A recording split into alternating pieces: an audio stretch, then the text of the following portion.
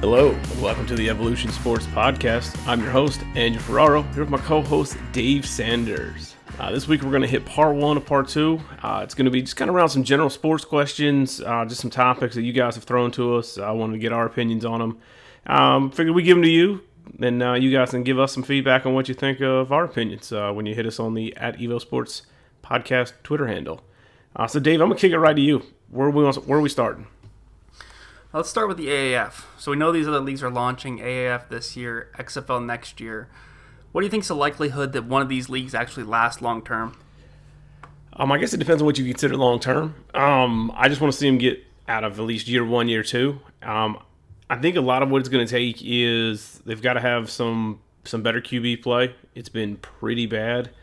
People like scoring, so if they can kind of keep the excitement factor up, I think it'll do well. What about you?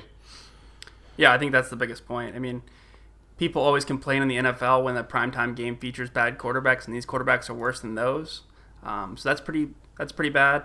I think the other thing is to have some success stories. So whether it's linebackers, defensive backs, different guys making it to the NFL from the AAF or the XFL, that'll at least get some more interest in the product, saying maybe this is how you find some future guys.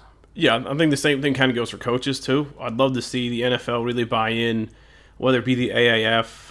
I haven't seen the rule package yet for the XFL, so we don't quite know how well that's going to translate. But I'd love to see some up-and-comers get a shot. You might get a coach, two coaches, just kind of really build some momentum. I think if they keep it in the springtime, they'll do well. They definitely can't have either one of them roll into the fall and try to compete with college football or the NFL. If you watch the 30 for 30 for the XFL, this was the XFL. Vince McMahon, Dick Ebersol from NBC were talking about it. Did you catch that one? Yeah, it was awesome. Yeah, so I know if you and we'll send this post out. There's a shot on YouTube. It's like the last 2 minutes of it. They're sitting down. This was 12, 15 years ago, going, hey, we really could have made this work. We should have made it work. We probably now we know what to do. Should we do this again? What are your thoughts of doing this again? Yeah, that was really cool. And now to see them, Vince McMahon announced the XFL is coming back in 2020. He's put a lot of money into it, hiring Oliver Luck, Andrew's father, for $20 million to come over and do that from the NCAA. And then Dick Ebersol from NBC jumped ahead of him, launched the AAF 1 year sooner with a lot of former NFL people, front office people, players involved. So it's really cool to see them not only just kind of reincarnating what they did before, but doing it against each other this time. Yeah, like I said, I think it'll be exciting. There's really that kind of springtime lull for football. The hardcore guys are going to watch the combine, going to get real excited for it. But I don't really need to watch a bunch of guys run around in tights for me to get to enjoy it. So I think there's this nice lull here in springtime could really fit, if not two leagues. Definitely something to go there. But kind of speaking on that football, I know I think it was last night came out. My days have run together, but the Raiders moved to 3rd and 5th for Antonio Brown. First thought. It speaks to the trade market for him. The Pittsburgh felt like they had to make this move, given the cap hit they're going to take, $21 million on the books, no matter whether he plays there or not. To get back only a 3rd and 5th is a really light return. I agree 100%. So I think a lot of this kind of goes with where contracts are structured. Brown is still owed a lot of money by Pittsburgh and now Oakland because they just kicked in a bunch of bonus money for him. But it's just one of those. It's just he wasn't super cost effective. And do you think him and his couple of interviews helped out at all? No, I think he tried to make it as untenable as he could, and in his mind, he succeeded. He gets more money. He's probably made himself a bigger name to people, especially outside the sports world, and now gets to go to Oakland, soon to be Vegas, be the cornerstone of their franchise, be on all the billboards, get all the attention there, and he probably won't do a lot of winning. I guess, what do you think of the football fit there? They got rid of Cooper, which some people will tell you it was a good move. Some people will tell you that was the terrible move. Gruden's really putting his own stamp on it, I guess. It's kind of how I look at it. Are they going to suddenly go to the Super Bowl? No. But he's got a shot from a West Coast standpoint, kind of really being the star. You kind of look at, I look at it as who's the real big beacon out there. So when they go to Vegas, now you've got Antonio Brown, you've got something to go with. So I think it's good for the Raiders.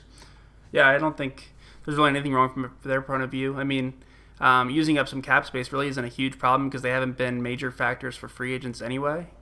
And I think the football-wise, My biggest thing would be you have to make a decision here on Carr before the season starts.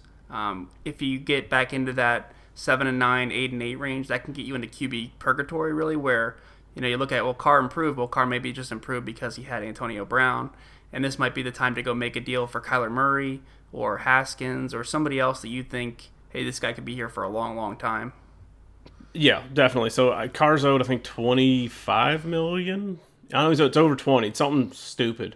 So yeah, I think this is now the gut check of, hey, what are we going to do? There's nothing to say they can't move on from Carr either. Kind of dump that salary. But I mean, if you look at what the Raiders were able to net through that of their three major trades. Now they gave up Khalil Mack, who's arguably, top 5 defender in the league regardless of position. Amari Cooper, who some people will tell you is, a top end wide receiver. Some say not so much.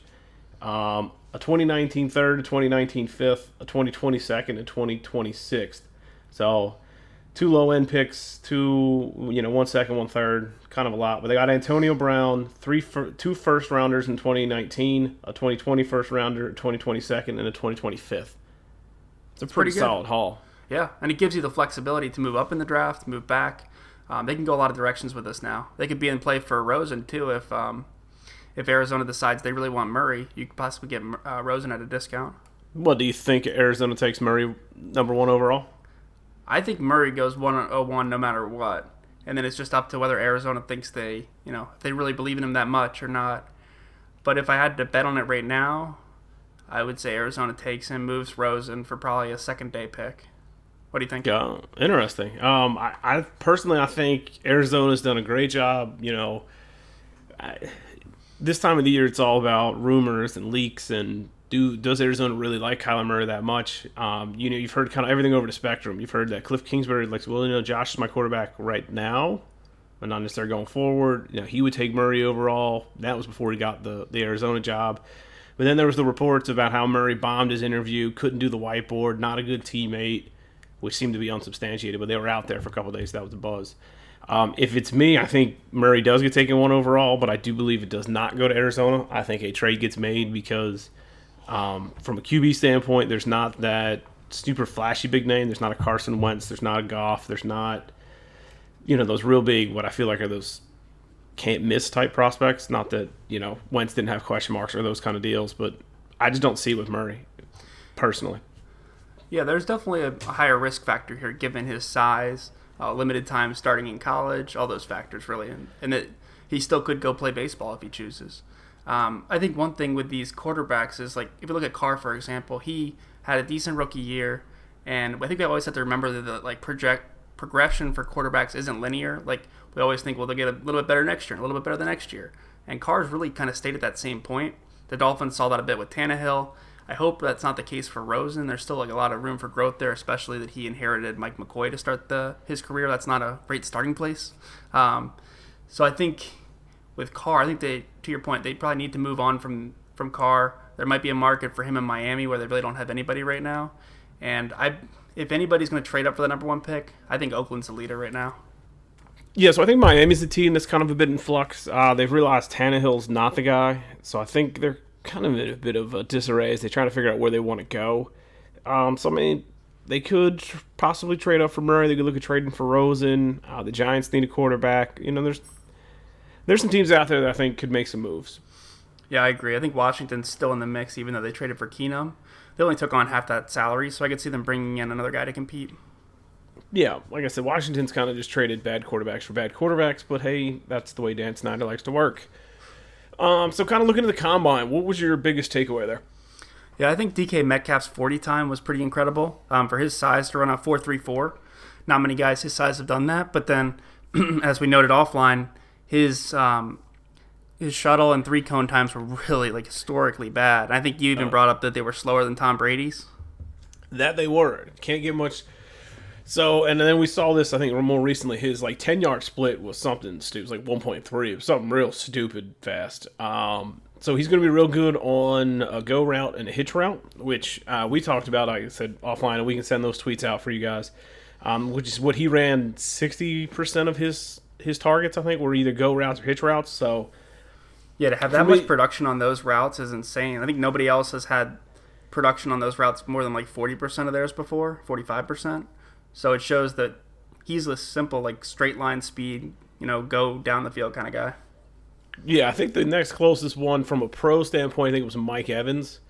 I think he was at like 40%. So I mean, I just worry about because you're gonna have to spend a lot of draft capital to get Metcalf. Probably a lot on the fantasy side as well. And I just worry about is he like really a 2 or 3 trick pony?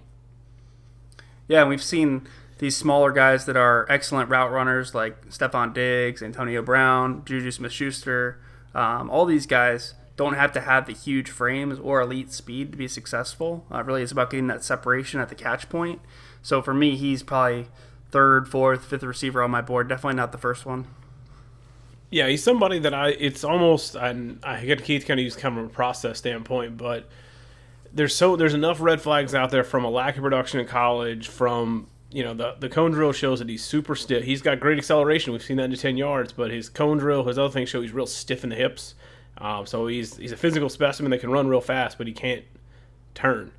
So it's worried, is he turned into that Hayward Bay type where he's out there running fly routes? Yeah.